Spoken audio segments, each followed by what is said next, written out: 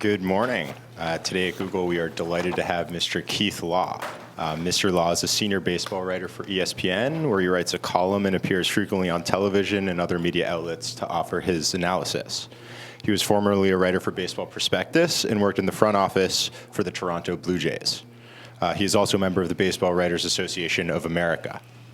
Outside of baseball, Mr. Law reads very widely and on his blog writes about many topics, including literature, music, film, TV, and food. Joining him on stage is Google's very own Matt Tepper. Matt is Google's head of editorial, and prior to that was chief speechwriter for former Vice President Joe Biden. The two of them will be discussing Mr. Law's new book, Smart Baseball, the old stats that are ruining the game, the new ones that are running it, and the right way to think about baseball. Please join me in welcoming to Google Mr. Keith Law. Welcome. Thank you. Yeah. Before we really get started, let me just ask how many of you have read the book, so I know how many in the room have read it. Okay, that's good, because we're going to read a little here. You can see I'm wearing a Milwaukee Brewers shirt, so I figured we'd spend the first 45 minutes talking about the Brewers, which I think is probably really interesting to you guys, and just figuring out what they should do at the deadline. But I hate the Brewers. Right, he hates the Brewers, and he hates all of your teams, too. So what I thought we'd do is Keith would read a little bit from the book, so you guys got a picture of what it's about. Most of you, I'm assuming, are a little familiar with his writing and his approach to everything, not just baseball. We'll talk a little baseball. I'll ask a couple questions, then we'll open it up and get a bunch of questions from you guys. And I know there's some people on the live stream, so hello to you. And we'll get going. Okay. So Matt asked me to read. This is from the 7th chapter, clutch hitters, lineup protection, other things that don't exist. This chapter, unlike a lot of the others in the book, is kind of a collection of mini essays that, as I was writing, I would sort of get the urge to say, I want to say that this is stupid. Like, say, lineup protection isn't real, clutch hitters aren't real. And kind of wrote a few of these on the side and went to my editor and said, I want these in the book somewhere. And we chose to sort of collect them into this one omnibus chapter. The section I'm going to read here is about the myth of the hot hand, which still persists within baseball circles, within the baseball media too, despite the fact that there's actually, again, no real evidence that it exists. The hardest myth for fans and even baseball folks to give up, my own experience, is the myth of the hot hand. The term itself derives from basketball, but there are many equivalents you'll hear in baseball, from in the zone to locked in, an unfortunate term given its second meaning in medicine, to feeling it. The story goes that a player, nearly always a hitter, has somehow captured some extra magic and is on a run at the plate in which his results are consistently better. He's hitting the ball harder or balls are falling into play. You'll hear announcers say a pitch must have looked like a beach ball to him or that his confidence is through the roof. The problem with this myth, as with the others, is that the evidence from reality shows that this effect either barely exists or doesn't exist at all. It's merely our brain's attempts to find patterns in data that are pretty close to random. Hitter performances throughout a season include a lot of randomness. There certainly isn't any predictability in when a hitter will be more or less productive. Like, say, Joey Bag of Donuts is a really great July hitter, or Twerpy McSlapperson is much better on Tuesday afternoons. You expect that a hitter's line at the end of a full season will probably look a lot like his lines from the season or two before that. The more at-bats a guy has, the more we expect his production to look like whatever his underlying true talent level might be. A hitter whose true on-base percentage, meaning his natural ability to get on base, is around 400 could easily have a month where he only gets on base at a 300 clip. You might think he's slumping, but in reality it's just a normal turn of the baseball screw. Every hitter has periods of highs and lows, but barring some other explanation like an injury, players will eventually return to form, the baseball version of what statisticians refer to as regression to the mean. However, our brains are not well wired to handle randomness. We tend to think random distributions look more like uniform distributions, when random series tend to be clumpy and uneven, giving the impression of pattern where there's none. Alex Bellos, who's written several wonderful books on mathematics for the popular audience, wrote in London's Daily Mail in December 2010, as humans, when we come across random clusters, we naturally superimpose a pattern. We instinctively project an order on the chaos. He brought up the example of the random song shuffle feature on the original iPods, which produced random results like clusters of songs by the same artist, which of course confused listeners who thought that the system was therefore not random. Apple had to make its randomizer less random to convince people it was random enough. This is what happens in baseball and other sports as far as I can tell, although it's heretical for me to even admit the existence of other sports. When a hitter has some sort of hot streak, slump, or anything that doesn't seem random to our pattern-seeking minds. In fact, you hear a lot that a certain hitter is streaky. All hitters are streaky because random distributions are not uniform. If a hitter never had a streak, I'd suggest we all bow to our new robot player overlords. A landmark 1985 study of streakiness in basketball by Cornell psychology professor Thomas Gilovich and Stanford professors Robert Vallone and Amos Tversky looked at data from several players and teams in the NBA and found no evidence of the so-called hot hand effect. A player who has made several recent shots is, in fact, no more likely to make his next shot. If you like semantic games, you would say that he has been hot, but he is not hot. That is, he's made a few shots in a row, but he's still the same shooter he was before that streak of success. Indeed, many researchers continue to try to find evidence of the hot hand effect in various endeavors, as if we just don't want to accept that our sports narratives are untrue. Many attempts to identify and quantify the hot hand effect have appeared, with a recent paper from two economists, Jeffrey Zweibel and Brett Green, claiming to have found evidence of this streakiness in baseball at a magnitude previously unheard of in the field. It didn't hold up under scrutiny. They used small samples to establish the player's base ability levels, and thus tended to confuse changes in true talent levels with streakiness. The resulting consensus among sabermetricians who examined this study was that there might be some hot hand effect in baseball, maybe, but if it's there, it's minuscule, to the point where managers could safely ignore it. There are real changes in player performance that teams need to monitor. Players get hurt and see temporary changes in skill levels. Hitters who suffer hand or wrist injuries lose some of their grip strength and thus may see a decline in power or in the quality of contact. While pitchers fighting just about any kind of malady can see a change in their mechanics and lose velocity, the ability to locate pitches, or both. Mechanics can change for the better, typically between seasons, but sometimes during the year. Pitchers can add new pitches or change grips. Hitting and pitching coaches work with players on all of these things as part of their jobs, often reviewing video after each game and sometimes between at-bats or innings to identify tiny yet tangible differences that might prevent the player from performing at his optimal level. I was in the clubhouse occasionally for some of these conversations while I was working for the Blue Jays. Some were beneficial, but others involved a lot of complaining about the umpires too. This is why teams long employed advanced scouts, watching the next series opponent to see who might be healthy, who didn't seem to have a good grip on his breaking ball, who wasn't running as well as he normally did, and so on.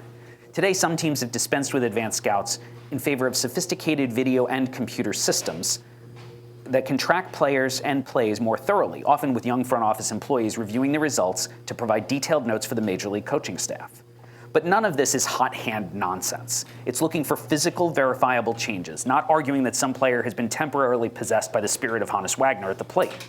So the next time you hear that a hitter is locked in or that a starting pitcher is cruising, just remember, it's probably a narrative sitting awkwardly on a pile of random data. This appeal of the narrative says a lot about why all of the myths here are able to persist in the absence of data. We want baseball to be the sepia-toned sport of our constructed memories. In a game that goes back at least 150 years, there is no shortage of stories for the sharpshooter to pick to try to support his preconceived notions about the game or his desire to find a narrative in the noise. We romanticize the past, we canonize the players we like while demonizing those we don't, and we pick and choose what stories to remember or to believe. This irrationality drives so much of baseball coverage and discussion because of what we want baseball to be, when the game provides plenty of real fact-based stories that are rooted in truth, not mythos. For a long time, we lacked the information or the tools to adequately dispel these ideas about baseball, and other sports as well, to the point where we might see behavior change. But the last 15 years have seen a revolution in baseball thinking. This upheaval in baseball thinking, from using better metrics based on the traditional stats to the incoming wave of new data that's changing the way front offices build their teams, won't get rid of great stories. We'll get new great stories now, stories about underdogs who were overlooked by traditional methods of evaluation, but whose hidden talents came out because of the new data. Most important, though, our stories about the stars will be driven by fact, not wishful thinking, which makes the stories more compelling and the greatness of the game's best players that much easier to appreciate. That's great. No, I asked Keith to read that because I think like the idea of books like this and the people that do a lot of the writing and the work, the analytical work in baseball front offices, like their job is breaking through this narrative. And this narrative, the narrative that's built up around baseball is you mentioned like the sepia-toned romanticism. I mean, that hits baseball more than anything else. Baseball's been around like Genghis Khan was playing baseball 1,000 years ago. It's mentioned in page 1 of Jane Austen's Northanger Abbey, which was written around 1805 or so, and it mentions baseball, 2 words. God, right. And she probably loved the RBI. Yes, right? 100%. Yes. And so, I mean, I wanted to basically like I grew up before Bill James, before you, before Theo Epstein, before Michael Lewis, and so I believed in all of that stuff. And then you you read some Bill James, you read this book, and it all seems so obvious. And just like, yeah, these are the facts. This is the way it works.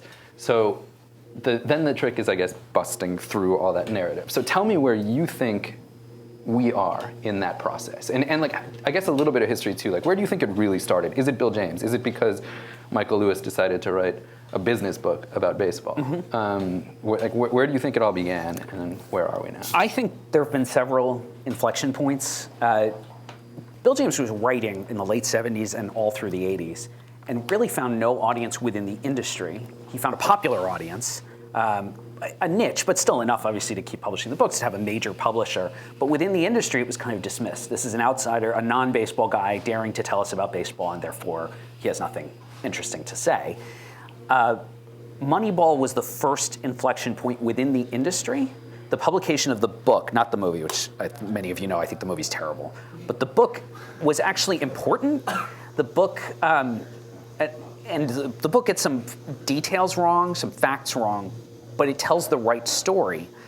And that got the attention of a lot of people within baseball. I heard stories of other team owners were getting that book and saying, well, what going to their GMs, why don't we do this? Why is Oakland, with no money and a garbage state, why are they doing this and we're not doing this? And then the following year, the Red Sox win the World Series. And so, Theo gets hired in 03. They obviously, they have the close call in 03 and then win in 04 and then win again in 07. So you might even argue it's not an inflection point. It's sort of this whole period where other teams would then look and say, well, the Red Sox, I can understand the A's are doing that because they're desperate, right? They don't have anything else they can do. They can't outbid us, so they're going to try some trick, some novelty to try to compete. But the Red Sox, they don't need to do that. But they're doing this, and they're beating us. And they won 2 Worlds. They didn't win for 86 years. Now they win 2 in 4 years. I think that got the attention of the sport as a whole more than anything that came before. But you could argue it doesn't get to that point if you don't have Bill James and if you don't have Moneyball coming out in 03. But after 07, then you can start to see the acceleration in adoption of analytics by other front offices, to the point where, as I was writing this book, the last 2 holdouts, the Diamondbacks and the Twins, changed their GMs and added actual analytics departments. I always tell the story that Diamondbacks had 2 people, kids, who were basically analysts, and Dave Stewart would sometimes come in and say hi, and that would be the end of the conversation. So they were there. I think he just sort of kept them in the cupboard under the stairs and never actually used them for anything. And because there was not a department with an actual head, somebody with a seat at the baseball table, whatever input they had never got into the decision-making process. Now they went and hired somebody from Pittsburgh to come run their department. The Twins set up department there. Not only did they set up a department, they're actually literally knocking down walls, and metaphorically, in the front office, because there was nowhere for those people to sit by what was Terry Ryan's old office, which is now Derek Falvey's office. So now we're at the point where everyone's on board, and I've kind of used the phrase a few times, the revolution is over. What's next is evolutionary, because we're seeing lots of new data, and teams are differing in how much they're using the data, what conclusions they're drawing from the data, but everyone's decided data, analytics, that's part of our decision-making process every bit as much as traditional scouting is. Yeah, and you mentioned in the book that, it kind of culminated in last year's World Series where you had 2, Theo again. Yes. And 2. He just keeps coming up in the story. It's like we're talking about busting through myth with fact, and like Theo has busted the biggest myths in baseball history, basically, with an analytical Despite approach. being a Yalie. Yeah, right. I know that's hard for you to Yes. write. So you've got analytically inclined front offices going to the World Series. You've got managers who are running their teams in those dugouts really analytically, and so I think it's like the teams, as you mentioned, have gotten it, right? Yep. Do the fans have it? Is that next? Like, what's more important? Last is clearly going to be the media. Yeah, I think that's right. become unfortunately clear. In Yeah. fact, my book has now been criticized by, as far as I can tell, Dan Shaughnessy, I don't even remember his name, Doc Doherty in Cincinnati, and Mark Wicker, the SoCal writer who decided to make light of J.C. Dugard's being kidnapped and that. Yeah. You hit for the cycle, I think. Yeah. None of them has actually read the book, Yeah, right. but they all hate it.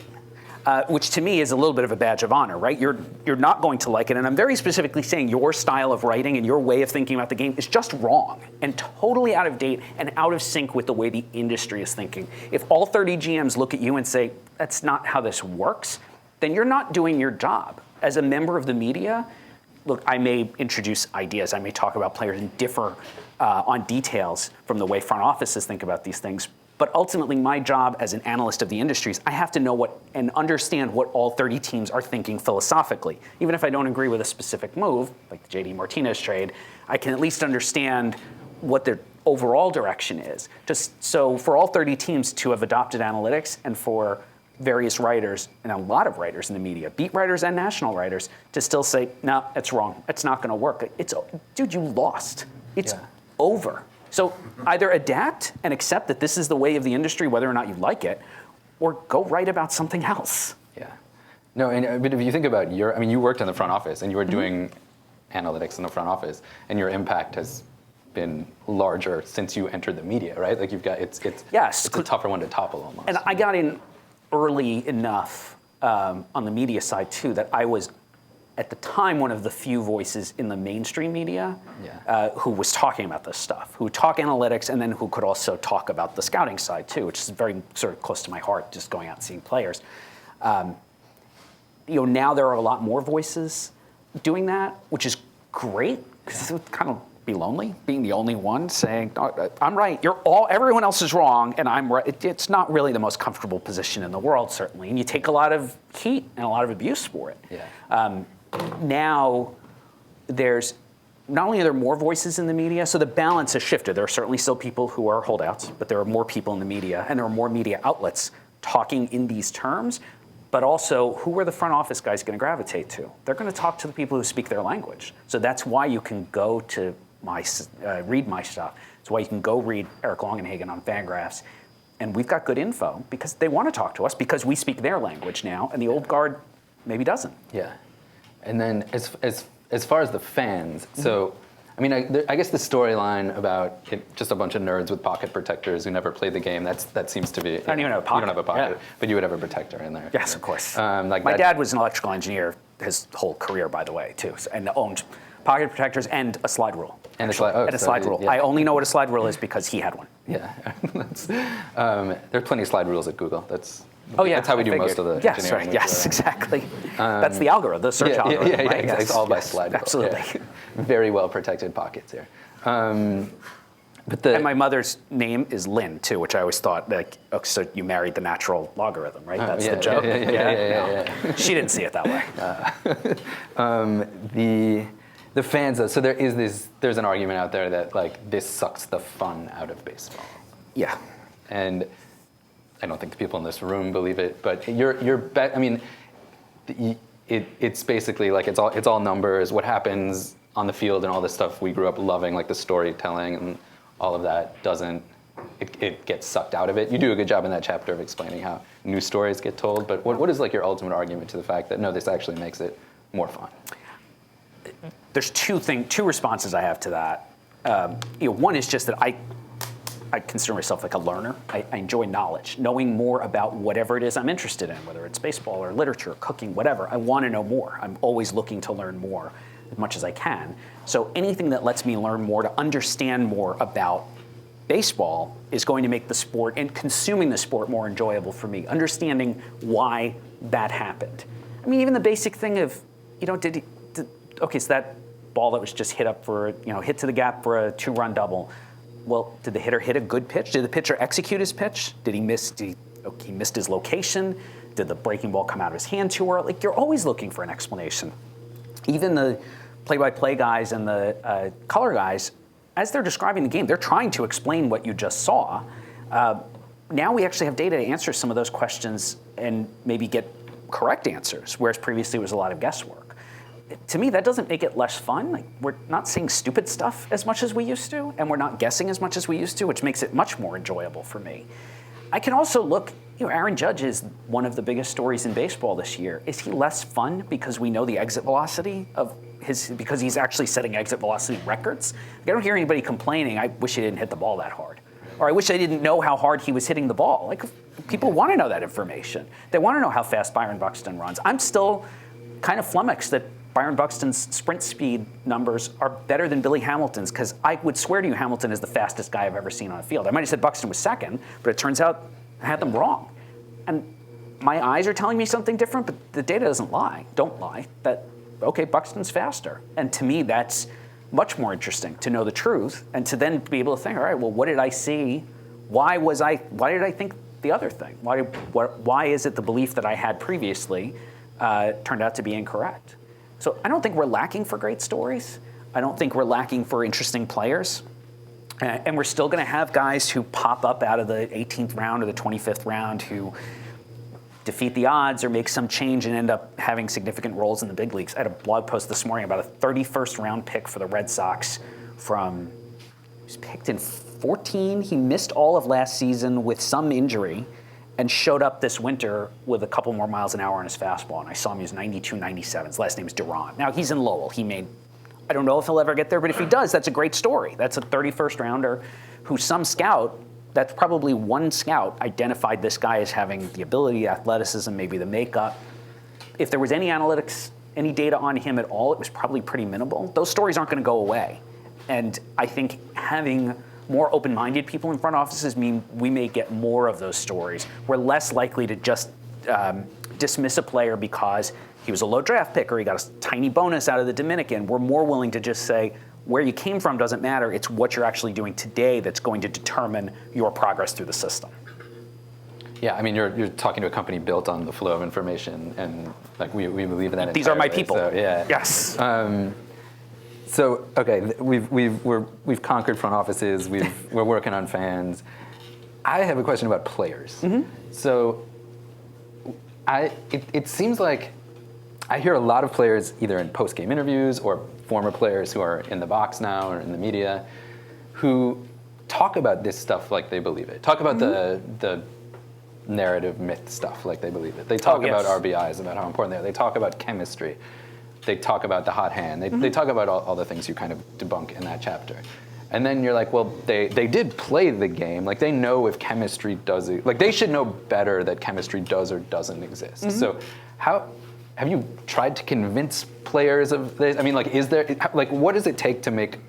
There have to be more analytically inclined players out there who understand this stuff. Like, we know a few of them. They pop up on Twitter a lot. Yep. And yeah.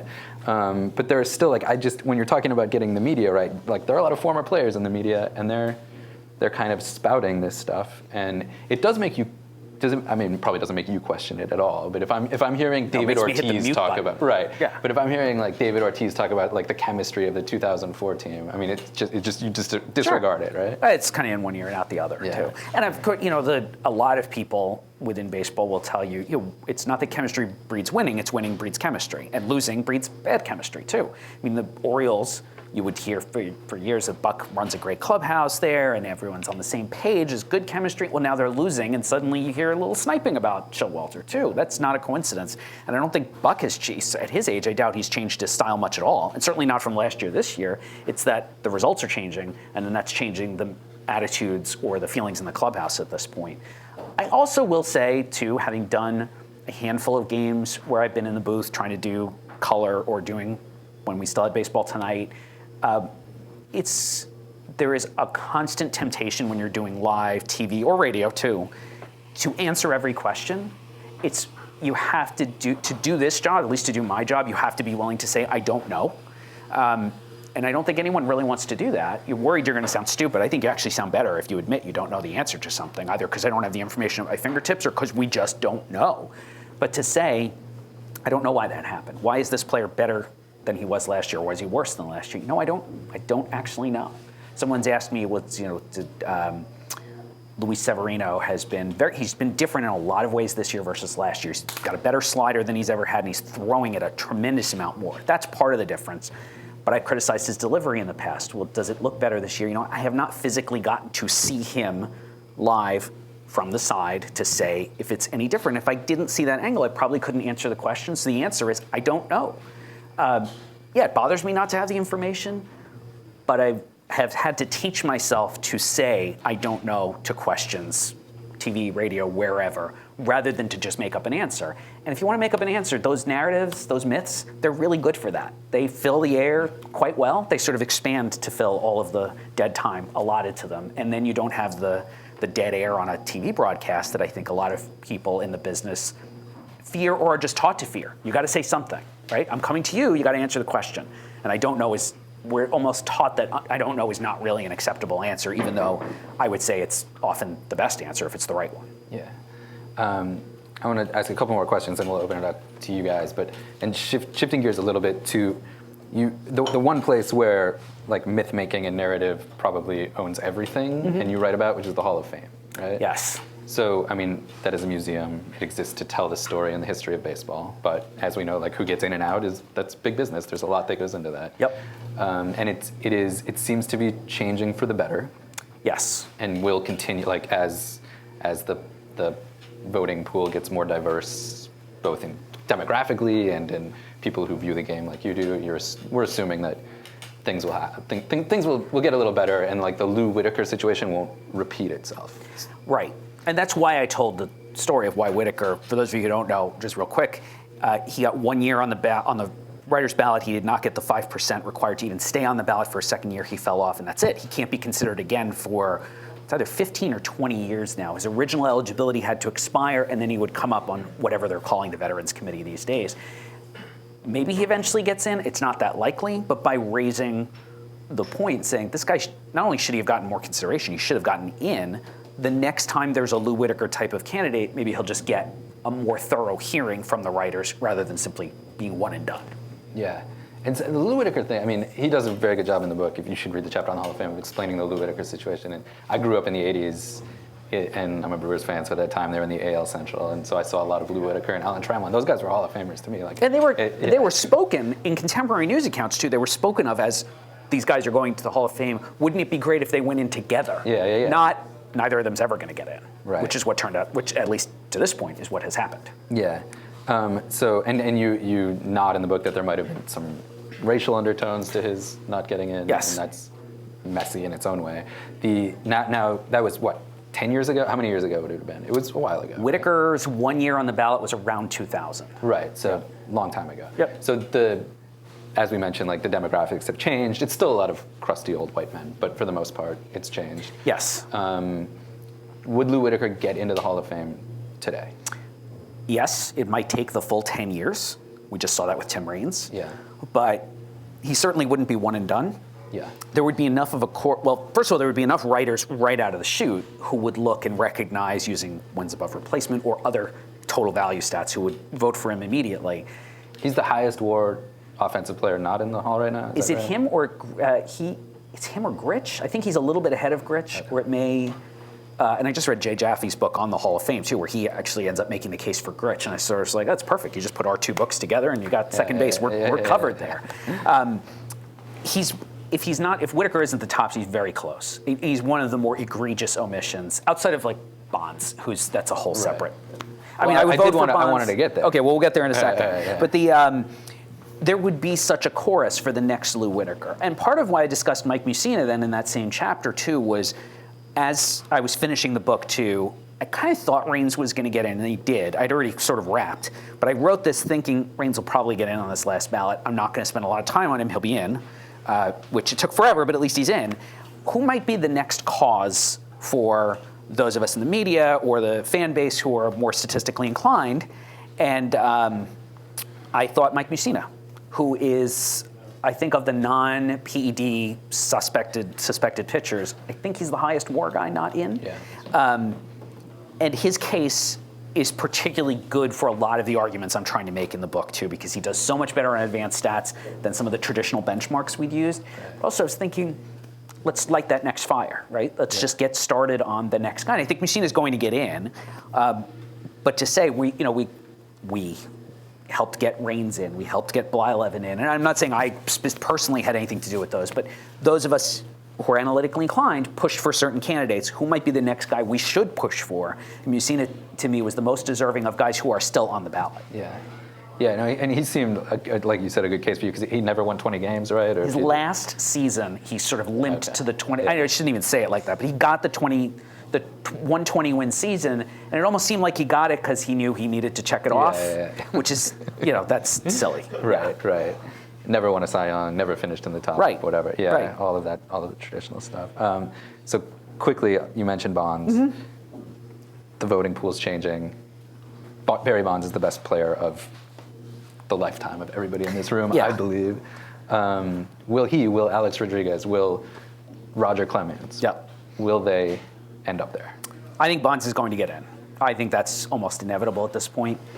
And I know a lot of writers who said that Bud Selig getting hand-waved into the hall in his first time under consideration was essentially the signal from the hall to the voters, we don't care about the steroid stuff. And that's part of why you saw both Bonds and Clemens see big jumps in their voting totals last time around. I feel better about Bonds' chance than Clemens' chance. I think Clemens is just more disliked. I personally would vote for both guys. I don't have a vote, not this offseason. The following offseason, I will get my first Hall of Fame ballot. I expect they'll both be on there, and I will vote for both. Saying a lot of someone's less liked than Barry Bonds. Right. Yeah, that's Yes. an impressive Right, hurdle. it's the race to the bottom, right? We just keep lowering it. A-Rod's going to be tough because the one argument that I've always been able to make, even to sort of these PED moralists or purists, was neither of those guys was ever actually suspended, neither failed a test. A-Rod, like Manny Ramirez, was suspended, did fail tests. Like there's actual, there was in baseball, there were consequences that Bonds and Clemens never had to face, and so I would vote for A-Rod too, but there I think is a better argument against that, and he may not get in. And the one I'll throw in there too, as much as I despise Pete Rose for what he did, you sort of end up in the same situation. Like, is it really a Hall of Fame without an acknowledgement that Pete Rose, who would have been a Hall of Famer on the merits, he's just not really there? Like that's problematic to me, even though personally I would have a very hard time actually checking the box next to his name, because I think what he did is way worse than what any of these guys is accused of doing with PEDs. Yeah, I would agree. Just quickly going to the future now. So you write a lot about StatCast and the reams and reams of data that Major League Baseball now has at its disposal. So explain a little bit about what it is. Tell us what you really think like the next frontier of this stuff is. You're probably some engineers in the room. They can build something that'll really like change the face of baseball.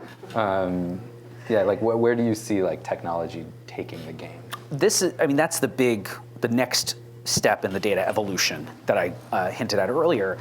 The start of 2015, Major League Baseball introduced this system in all 30 Major League parks. It's got two technologies. One is radar-based, one is optical-based, that provides data on every pitch, not just characteristics of the pitch itself, its velocity, it's where it's released, where the pitcher is releasing it relative to between the rubber and home plate, the spin rate on the pitch, if the hitter makes contact, its exit velocity, its launch angle, but also the locations of everybody on the field. Every fielder at the start of the play, every base runner, every umpire, the coaches in the boxes, in foul territory, that's all recorded. And so every pitch now has its own record with all of these different fields for every season, 2015, 16, obviously partway through 17. I was told that the 2016 data set was about 1.5 terabytes of data, which is several hundred times larger. I'm sure in this room that's not impressive. But in Major League Baseball it is, because the pitch FX data this is several hundred times more data per year, several hundred times larger than what they were getting from pitch FX. And I compare it to the stuff I was doing in Toronto, where I was the analytics department and it all lived on my laptop. Can't really do that anymore. And now you have to have an army of people. The Phillies hired someone from here, actually. Yes. And I don't think he had much, if any, baseball background, but they needed somebody to build the architecture, hardware and software to handle this data, and then set up the middleware to be able to communicate with the existing systems for pitch FX data, for old scouting reports, pro and amateur. And, they walked in and found, and it's terribly shocking that Ruben Amaro left nothing, but there was absolutely nothing in place. There were no systems whatsoever to handle StatCast, which was introduced in Ruben's last year as GM, but not really much for handling any of the stuff that was there, any of the data that was there before. So they said it was actually probably better than having to come in and just junk systems that were already in place, but still, there was a huge, it took almost a whole year for them to get enough in place that they felt like they could really regularly run queries against the StatCast data. With only 2.5 years of data so far, though, I kind of tried to make the argument that I do believe this is changing the game. Teams have certainly found certain things. Launch angle, I think, is probably the one that's kind of gotten the most public attention. Teams are learning new things. We still don't know as much as we'd like to know. That's not a lot of, it's a lot of data in terms of the storage size, but that's not a lot of years. Certainly if you want to be able to look at players' changes year over year or compare to, do you want just 1 year baseline, 2 years baseline? Well, sorry, that's all we have. It's 2.5 so far.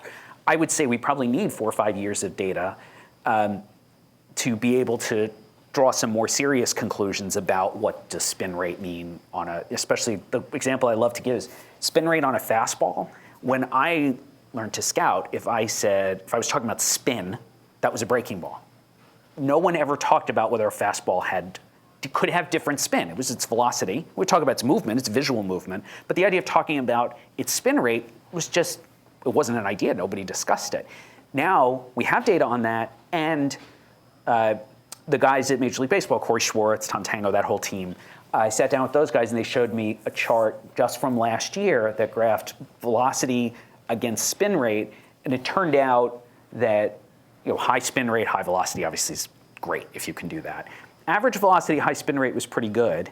High velocity, average spin rate was actually not very good. It was the Nate Eovaldi problem, where he threw 100 and he'd get his ass handed to him because hitters were constantly squaring it up. But it turned out low spin rate was much better than average spin rate. Now that was something that I think, you might say was counterintuitive or simply just nobody considered it before. But I looked at that and said, that's really interesting. It could certainly change the way that we scout and evaluate players, but I'd want to see more than 1 year of data on that too. And I'd want to see how repeatable that is for certain pitchers. So things we think are true now may turn out to be not true or to need more detail as we get more data from StatCast. And I'll also say too, this is probably something very familiar to those of you in the room who work with this kind of data. Everyone, including Major League Baseball, said 2015 being year 1 of the system, there were a lot of errors in the system. And so they had to, Major League Baseball themselves had to spend a lot of time looking for systemic errors. And then a couple of teams told me they've specifically hired folks with computer science backgrounds whose primary responsibility now is just cleaning StatCast data, looking for errors that can be solved algorithmically as opposed to like individually looking for mistakes. One, that job just didn't exist 3 years ago. And 2, also says to me, we probably still need more years of data to work enough of those out. Like you wouldn't want to run a lot of queries against 2015 only to find out 30% of the data was off. That seems like a recipe for disaster. But hopefully the more years that we run the system, the more that those will get worked out of it, and teams will be able to do more work with it going forward, and more find more unconventional uses for the data, like the one I mentioned in the last chapter about identifying pitchers who are fatigued by changes in their velocity or spin rate. I give the example of the Padres sending down a pitcher last year because they noticed his spin rate was dropping in August. They sent him down, but it was effectively like a forced rest, saying, well, we think you're fatigued. You're not hurt yet, but you might get hurt. So we can't put you on the DL, but we can at least make you not pitch for a week or so by sending you down, rather than have you continue to pitch through this and potentially cause real damage. If you're a major league GM, and I told you can get rid of 1 pitcher DL stint per year, how much is that worth, especially if it's one of your better pitchers? What is that worth in saved value? Probably enough to fund your analytics department for a year. So the bar is pretty low. And that's why teams are willing to, even with the limited years of data that we have so far, are willing to take chances like that and say, well, we think this is right. We think this is telling us that this pitcher is fatigued. This pitcher might be on a road towards injury. Let's at least work with it now. Even if we might need more years to prove that hypothesis is true, it's worth it to us now to just use it as if it were true and maybe prevent a disaster. Cool. So I want to give you guys a chance to ask some questions. And if you guys are familiar with Keith's live chats he does on his website or the ones he used to do on ESPN, he answers a lot on questions about a lot of different things. So, and he's gracious enough to Anything's answer fair game. pretty much Yes. anything. So we'll walk around with the mic. Thanks. First, the comment. Yeah, Andy is still surprised that the Phillies hired him from Google because Google has no World Series. Google has never won a World Series. No. It's amazing. Neither is Houston, though, so you're equal, right? Right. And by the way, you're absolutely right. Like a lot of his first hires have been software engineers to just process the data as well as QAs. So, and in the spirit of the StatCast, we were just talking about my question, which is somewhat like interview questions we ask here, is suppose you could have any data collected to answer any question. So after StatCast, what data do you want to start seeing collected? Is it off the field health data? Is it, suppose we mine StatCast in the next 5-10 years and learn defense and learn all the stuff you just talked about. What data do you want to collect next? There's two answers. One is, and we're starting to do the TrackMan portion of StatCast data. We're starting to get some more of that on amateur players. Certainly, so in 10 days from now, I'll be at Wrigley Field for the Under Armour All-American Classic, which is a high school, kind of an all-star game of high school rising seniors for next year's draft. The Cubs just turned the TrackMan system on, and they can collect data from that game on all of those players. And drafting, evaluating high school players has always been entirely subjective. There's just been no data, because high school stats, great, you hit 600. That's really not useful to me at all. 600 in high school. Yes, he struck out 2 guys in an inning. He throws 95, and no one else in the county throws more than 70. So again, not very useful, but having TrackMan data at least help us, even if it's just putting those amateur players into buckets, to help us give another objective component, or to help us compare high school players to college players, which was a problem. And when I was at the Blue Jays, I think it's still a problem, figuring out how to value those guys. So we're heading in that direction. Certainly, the cost of the system is a little prohibitive, but they're putting TrackMan systems in a lot of minor league parks, to which, if you're running a minor league park, hey, let's do a local high school event, just flick the system on, and then you can turn around and sell the data to the teams too. The other thing, and I think it's coming, but it might be a few years down the road, is more biometric data. And there are people trying to invent, like the Modus sleeve is one. I don't know if it actually does what it's claiming to do, but I love the idea. It's a sleeve that pitchers would wear and then actually pitch, whether it's in games or merely just doing side sessions, that would track things like stress on certain parts of the joint, like the valgus force on the elbow, which is probably one of the potential causes of UCL tears. Even more so on the shoulder, which once the shoulder goes, it's a lot harder to fix than a torn elbow ligament, which Tommy John, 80-85% success rate. Shoulder surgery success rate's a lot lower. If we could identify things in the shoulder, signs of fatigue, what I talked about was kind of second order, this idea that spin rate is dropping. What if we could see changes in the shoulder sooner? Or knees, lower back. I mean, baseball players get hurt a lot for a non-contact sport. A lot of these are cascades, right? It starts Yes. with a leg and it turns into a shoulder. This is always my fear, and I feel like this. I feel pretty confident I've seen it happen with pitchers over the years too. That something goes wrong, a little ankle injury. Well, I'm just gonna. I want to pitch through it. I'm going to change the delivery slightly. And next thing you know, it's the elbow, it's the shoulder. Anything we can do to just spot it before it happens.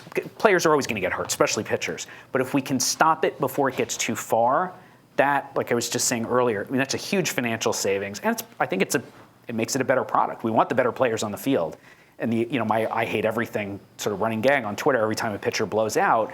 Like, it's also an acknowledgement that this is just part of the sport. If we could reduce that sooner using data, it's not like we found another way to do it. Data is kind of like our last best hope to try to do that. I have 2 questions. The first one is, how much subjectivity do you still see in front office based on, say, the race or the height or the outfit or the background of the players, despite having the data advancement in the past decade? And that's the first question. And the second question is, how much data do voters nowadays use to vote for MVPs or Hall of Famers? Do they still use their subjective observations? So to the first question, it's changed. I think, I'm sure there's still racism within baseball, as there is everywhere in industry, everywhere in society. I think it's gotten a lot better. And I think that the change in the composition of the front offices, where you've got more of a mix of people from different backgrounds too, means that kind of thinking, if it pops up, it's just going to kind of be dismissed or swatted away a little sooner. You mentioned height. That to me is one that height is probably still over-considered, especially for hitters. Like we've seen, like Andrew Benintendi, Alex Bregman, they're all listed at 6 foot. If they're 6 foot, I'm 5'11". I've met Alex Bregman twice, and I can look him in the eye. It's like, dude, you're 5'8". Marcus Stroman is probably 5'8". He might be 5'9". These guys are pretty good. but there's still a fairly strong bias against players who are undersized like that. To me, we're still working to create some separation because I do think there are aspects where height, especially for a pitcher, might really matter. You know, if you're a pitcher, especially if you're throwing a four-seamer and you're not particularly tall and that fastball's coming in fairly flat, you're going to give up a lot of air contact. You may just be giving up harder contact, period. That's real. That's a real effect that we might be able to measure better going forward, too. There's also this long-standing mentality that short pitchers get hurt more often. I've never seen any evidence to back that up, and it still kills me when I hear that. We see tall pitchers get hurt all the time. Yeah. And then there's a corollary that really tall pitchers also get hurt more often because they can't coordinate. They can't all be 6'2". I'm sorry. Like, we're not putting them out of a factory here. You're going to have to figure out first of all, you're going to have to prove either of those assertions, which I don't think are true. And second is figure out what's your comfort level if you really do think a shorter or taller pitcher is going to get hurt. To your second question, using more data, better data, has shown up more in annual award voting because that electorate changes constantly. You have to be an active writer to be able to vote on those awards. The Hall of Fame, though, they did change it. They got rid of some of the dinosaurs recently with a rule change, but still, there are people who have not covered baseball for 8 or 9 years who still have Hall of Fame votes. You get a vote. It used to be lifetime. Once you spent 10 consecutive years as an active badge holder, which I am, a member of the Baseball Writers Association, and then once you got the vote, it was yours until you died. Now you get it and you hold it as long as you're active, plus 10 years when you stop covering baseball, 10 years beyond. So we've still got a lot of guys who've just kind of missed the analytics revolution, don't care. I mentioned some names before, guys who just don't agree with it. They still have votes, whereas they may not be voting on annual awards anymore. And so it's going to take more time, sort of the Max Planck thing on science. When science really change, it's not that one side convinces the other, it's that the other side dies. And that's when the new idea manages to win. I mean, that's kind of what's happening in Hall of Fame voting, too, is the older anti-analytics people are just gradually going to stop voting because they pass away or they just get old enough and they don't vote anymore or they age out. And 10 years from now, I think it's going to be much more, I don't want to say data-driven. It's going to be better. We're going to get better results. We're going to get more fact-based voting, which is all I ask for. We don't all have to agree on the players, but I would like it to be more grounded in reality, not on whether Jim Rice was really feared. So I have a question about how some of these advanced metrics and the availability of information might affect the umpiring. Mm-hmm. So we talk a lot about pitch framing, and you see catchers that are really good at it or bad at it. Do you think that eventually that this could lead to either front offices or even people in the media pushing for a different type of umpire? I mean, I read in Brian Kenny's book back in the day, the umpires had to be big and strong and potentially break up actual physical altercations, and that clearly has still bled over to the type of umpires that are around today. You get a lot of them that you talk about your ump shows on Twitter, and you see people that love to insert themselves in the middle of the game. Do you see the profile of an umpire changing over time as a result of this available information? I haven't. I don't think so. My one hesitation is Major League Baseball does have more umpire accountability behind the scenes than we see. Umpires are evaluated on things like their ball strike accuracy. They don't release any of that to the public. I wish they were a little more transparent about it, certainly. And I don't really understand the idea that why they're not. But I think, and I've expressed this to some people at Major League Baseball too, if you talked about, these guys are more accurate than the average fan, I think, gives them credit for being. Rob Manfred even said yesterday, he thought if we went to automated ball strike calling, we'd have a larger margin of error, I think he said, with the technology than we do with people. That may be true. If you actually invest in the technology, it's probably going to shrink over time. I've also argued, too, I think you'll get more consistency. I think batters and pitchers would say, we're fine if we don't actually improve the accuracy right now. We want predictability. We want consistency. I want to know that ball that is 2 inches in from the edge of the plate is always going to be called a strike. I think Major League Baseball would do pretty well to release more of that information and show us that, hey, some of these umpires are actually more accurate than you think. I don't get the sense that they've necessarily changed the type of people they're looking for. And I know people at Major League Baseball have said they do still value the big personality umpire who can, Joe West, and I pick on him all the time, but the idea, if there's a real scrum on the field, he's a good person to have out there for it. If there's actual conflict, that's where I think he really excels. And that's a real that is something we don't want to be hockey. We don't want fights to be a huge part of the sport. Well, then you probably do want some umpires who can do that. I would argue that now you've split the job, though. That's not somebody who's good at that isn't necessarily going to be good at ball strike accuracy. Maybe that means Joe West should always be a first base umpire and should never be behind the plate. I'd be okay with that. I don't know if the umpires would, but maybe that means splitting the job. We want different kinds of umpires so that we've got different skill sets represented in the 4 spots, 4 people are in the postseason, the 6 people on the field. Have you ever watched a national broadcast on ESPN or Fox? They're so bad. Why can't they get this right? I use the mute button a lot, and that's not specific to ESPN or to Fox or to anyone else. There are not. One problem I have also is I know these players. I know a lot about the players. Often it's like you're not telling me anything I don't already know, or you're telling me something I know isn't true. That drives me up the wall, and I don't want to start talking back to the iPad. Because now I've got a wife and a daughter who will both point out to me that that's not really appropriate. I've done, I will say, it's freaking hard to do those things. This came up at one of the recent signings I did around the book too. When you're trying to do color commentary, so I did a game, they had me do a whole game in spring training this year, which is good, much better than dropping in for 2-3 innings where you barely have time to say hi. I got to give a lot of content, but you can't educate. You get no opportunity. If I wanted to talk weighted on base average in the middle of a game, you have 10, 15 seconds maybe to get something in. You can't explain concepts. You have to talk details. You have to talk about what just happened and give something very pithy, which sometimes the pithy explanation is not necessarily the right explanation. And if you start rambling, there's a voice in your ear saying, wrap, we got to go to commercial, next hitter's up, whatever. Or, I'm very conscious of it. It's, all right, there's a ball in play now, I have to stop talking. That's really hard. Whereas in a studio show, you have a little more room to breathe. And you can, and then you can choreograph everything from the start too and say, the B block tonight, we're going to talk about prospects. We're going to talk about sabermetrics. We're going to introduce one concept and spend a couple of minutes on it. It's hard to figure out how to do that in a game when you know your main job is to just talk about what's happening on the field and give people the basic information that they need to understand what's in front of them, which still doesn't excuse, hey, he's a clutch hitter. Hey, he's a big RBI spot. Oh, he smells that RBI on second base. It's like, no, you could probably skip that and we'd all be okay. Keith, you have a lot of eclectic interest, and you mentioned that you love learning about basically everything, getting more data.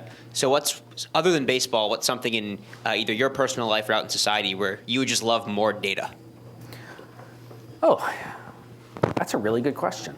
Because when I think of learning, I decide, when I started learning to cook 20 years ago, it wasn't really data, but I was looking for people who took a more scientific approach. So it was Alton Brown, now Kenji Lopez-Alt, where they're not just their recipes, but their entire style of talking about something is driven by data, driven by, in their cases, experimentation or understanding the science behind cooking so that it works every time or you get it right the first time. That's the kind of thing I like, regardless of what it is. When when it's, even when I write about books or movies, I'm nobody's critic or expert on this. I just read a lot, and so I write a lot.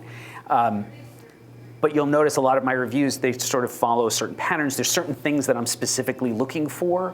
I kind of think more methodically about anything that I'm doing when I'm talking about board games or talking about art, anything in the arts, or I'm talking about cooking. I'm always trying to break down what are the criteria here. Maybe what are the criteria, all right, hey, I liked playing that game. Well, what are the specific criteria that made me like that game to get behind my own thinking?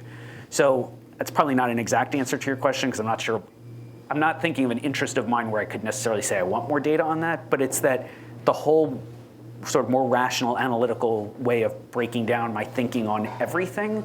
Because then I can also say, well, now I know what I like, or now I know what worked. Hey, I can go make my own recipe. Hey, I can go figure out what board game to play next, what book to read next. Well, I know these are 3 or 4 things that I've specifically liked in the past, and then sort of target what I'm doing, what I'm looking for next to meet those criteria that I've identified for myself.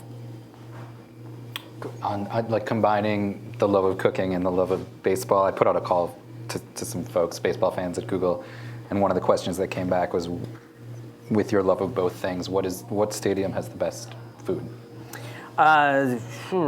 Citi Field has great food. They're mostly Danny Meyer restaurants. There's like a Shake Shack, Blue Smoke. I'm trying to think of where else I've been. I've not been to the new Atlanta Stadium, but Hugh Atchison, who I think did one of these talks, has a sausage stand there, which will be the place I go eat. Target Field, actually. Target Field, that's the first one I've been to where they seem to get a diverse selection of local food vendors. Because that's the problem with stadium food, and why I don't eat a lot of stadium food, is it's either the Aramark type garbage stadium food, or it's national chains. Like, I don't need Panda Express at a stadium. If I wanted to eat bad imitation Chinese food, I can get that on any corner, right? I'm at a state, like, I'll pay more. I'm at a stadium. I'm expecting I'm going to pay more. Give me a better product. Yeah. And when the Futures game was at Target Field a couple years ago, I was floored by how many different local restaurants. Andrew Zimmern's got the Bizarre Foods guy. He's got at least one food stand in there. The Butcher and Boar, which is a high-end restaurant there, has a food stand where it's just 2 items, but it's like, this is incredibly high-quality food to be getting at a stadium. And especially now with the high price point of Major League tickets, it just makes sense. If you're going to ask them to pay $14 for a beer, you might as well actually provide them with better food at that same price point. Yeah. One last question for me. Yeah. That I have 2 little girls. We've discussed that. You have a little girl. Mm-hmm. Will a woman ever play Major League Baseball? Ever? Yeah, probably. It'll be a long time. It would be a long time. I mean, there are cultural factors. They're just discouraged from playing baseball. Girls play softball, right? So even if someone shows the ability, most of them are going to get steered off into the wrong sport.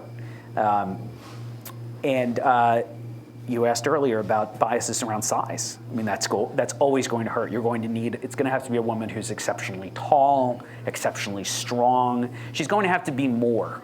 The standards that we would hold male players to, the woman is going to have to exceed all of those standards by a fairly large margin before she's taken seriously enough by the industry. And that's not even just gender bias. It's just it's the way baseball's always treated its outliers. It was the reluctance to to pay, like when Hideo Nomo came over, it's like, that'll never work. Yeah. Japanese guy's a weird delivery. That's never gonna, Japanese pitchers have been okay, right? We've had a few pretty good ones, but there was a huge bias because that was other. That's just not how we do things, because we've always had a hard time fitting players who don't fit our archetypes into traditional evaluation. Data is blind, though. We don't know what the guy looks like. We don't know what the delivery's like. We don't know how hard he's throwing. We just know he's missing a lot of bats. Yeah. Yeah, thank you guys.